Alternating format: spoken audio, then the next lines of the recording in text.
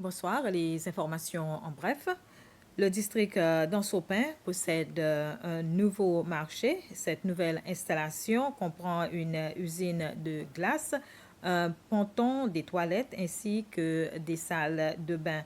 Le nouveau marché a été inauguré ce matin par le président Wivel Ramkalawan et l'ambassadeur de l'Union européenne auprès des Seychelles, Oscar Benedict. L'Union européenne a financé le projet à hauteur de 23,5 millions de roupies. Les travaux de construction avaient débuté en 2021. Les étudiants de l'Académie maritime des Seychelles pourront bientôt accueillir une expérience pratique en matière d'accostage et d'amarrage grâce à la construction d'un nouveau jeté à l'Académie lors d'une brève cérémonie commémorative cet après-midi. Le ministre de la Pêche et de l'Économie bleue, Jean-François Ferrari, a dévoilé la plaque commémorative sur la jetée.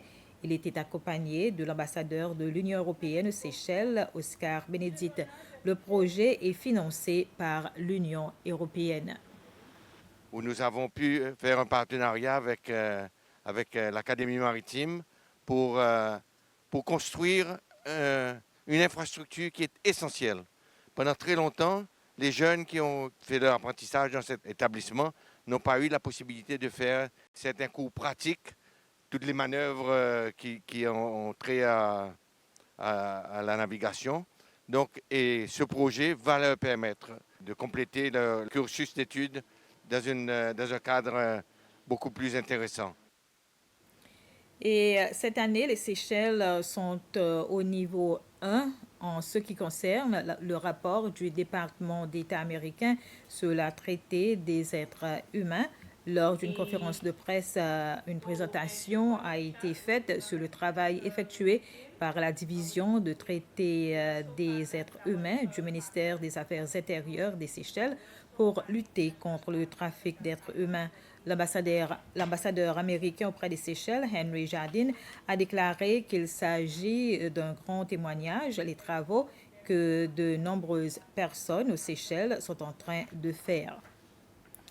L'Agence de soins de santé a reçu des équipements de réadaptation essentiels offerts par une organisation à but non lucratif baptisée Friends of Northeast Point Hospital and Hospice. C'était le docteur Daniel Orange, chef de la direction de l'Agence des soins de santé, qui a accepté le don de Rosemary Ellie Bloomer, présidente de l'hôpital Hospice de Northeast Point. Les autres organisations qui ont collaboré à ce don sont Nouveau Bank, Cable Wireless et Hilton Seychelles. La valeur totale du don est d'environ 320 000 roupies. Voilà, c'était les informations. Bref, merci de votre attention.